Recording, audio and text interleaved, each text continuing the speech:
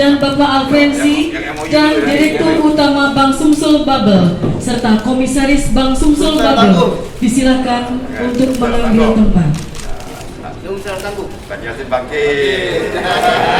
Rektor Universitas IBA dengan Gubernur Sumatera Selatan kepada Bapak Dr. Tarek Rashid MSI dan Bapak Haji Herman Deru disilakan.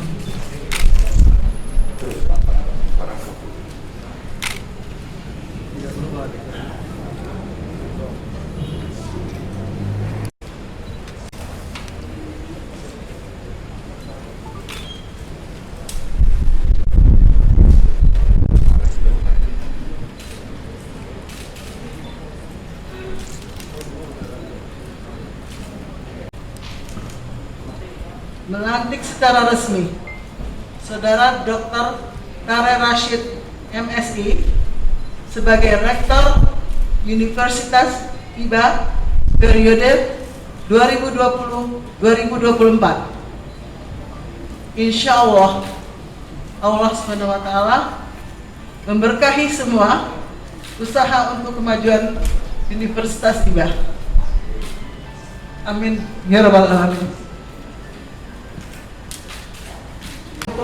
Mencerdaskan masyarakat Sumsel dengan mendirikan lembaga pendidikan mulai taman kanak-kanak, SD, SMA, SMP, SMA hingga universitas di bawah naungan Yayasan IBA. Bapak, Ibu, dan undangan yang kami hormati, perguruan tinggi di Indonesia termasuk Universitas IBA sedang melakukan berbagai perubahan dengan menerapkan konsep kampus merdeka, merdeka belajar dari Mendikbud Nadiem Makarim. Perubahan tersebut antara lain perubahan kurikulum, sistem penjaminan mutu internal, dan modal pembelajaran. Gubernur tidak salah memprioritaskan membangun Banyuasin sama halnya dengan membangun karena Kabupaten Banyuasin adalah kabupaten terbesar di Sumatera Selatan dan juga penduduknya juga terbanyak kedua dari Palembang. Jadi wajar Banyuasin bisa mewakili Sumatera Selatan. Bapak Ibu dan saudara-saudara, saya yakin dan percaya dengan Pak Tarek, insyaallah dengan kehadiran kami juga ini memberikan motivasi bagi Pak Tarek untuk mengembangkan Universitas IBA, dan Universitas IBA ini sudah sangat lengkap Pak Gubernur. Saya memang belajar di Universitas IBA, tapi dulu dosennya terus terang itu dari Unsri semua. Jadi makanya mutunya sama persis dengan Unsri, tidak kalah kita dengan Unsri. Terakhir Universitas IBA memutuskan hubungan dengan Unsri, tapi kerjasamanya lebih hebat lagi dengan UI dan UGM. Jadi saya ini sebenarnya mencari siasat. Kedua,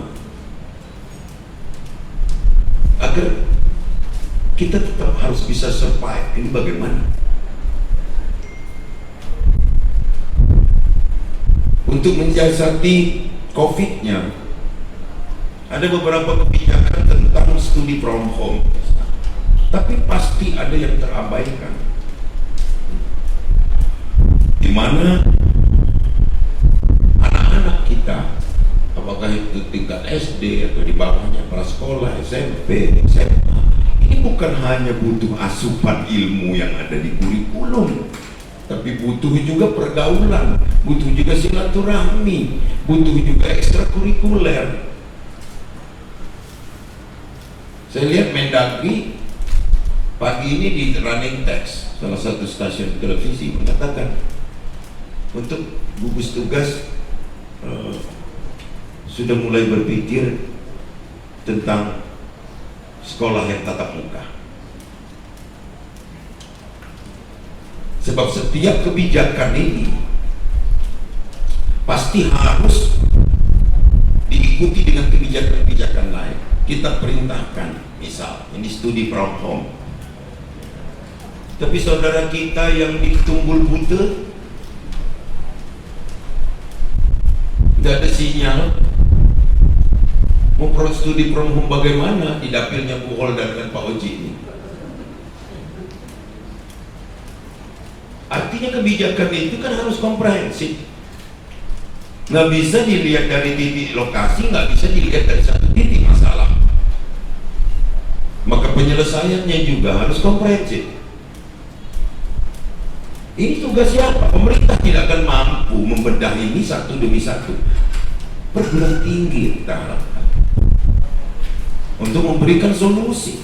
Kalau dulu di era Pak Askolani perguruan tinggi itu identik kehebatannya dengan demonstrasi, sekarang tentu dengan solusi. Saya minta perguruan tinggi itu menyajikan demonya dengan solusi. Jadi tidak hanya dengan demonstrasi. Eranya saat itu, ketika Pak Askolani masih menjadi mahasiswa, itu yang paling tren.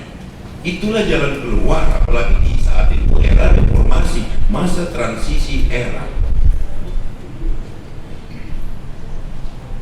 Nah sekarang solusi kita ini, negara kita negara besar yang butuh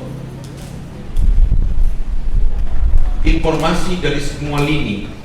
Pemerintah tidak boleh ego, tapi para perguruan tinggi juga harus memberikan sumbangsi nyatanya. Jadi tidak identik dengan ramainya mahasiswa saja berapa, UKT-nya dapat berapa sebulan, bukan begitu, tapi produk. Di berbagai titik selalu saya sampaikan perbedaan proses dan produk. Impresnya turun, mudah-mudahan tidak ada perubahan. Mohon doa masyarakat seluruh Sumatera Selatan bahwa jika nanti kita memang dipercaya menjadi tuan rumah U20 ini, tentu ini anugerah besar dari Allah SWT, dan ini harus disyukuri karena dampaknya bukan hanya di dalam stadion, tapi dampaknya sampai di seluruh penjuru Sumatera Selatan. Bahwa Sumatera Selatan akan menjadi sorotan dunia karena ini sepak bola yang pendukung dalam negerinya saja sepak bola itu sekitar menurut data PSSI itu sekitar 190 juta lebih pendukung sepak bola gitu. Ya saya banyak harapan nih untuk di zaman kepemimpinan dia di IBA ini harus ada terobosan, dan agar terobosan itu dapat menjelma tentu harus ada prioritas. Maka prioritas jangan semua dibuat prioritas, karena ketika semua menjadi prioritas sama dengan tidak ada prioritas. Tentukan prioritas itu dulu, duduk bersama apa yang harus menjadi unggulan. Yang saya harapkan berkait dengan potensi daerah. Apa itu? Pertama,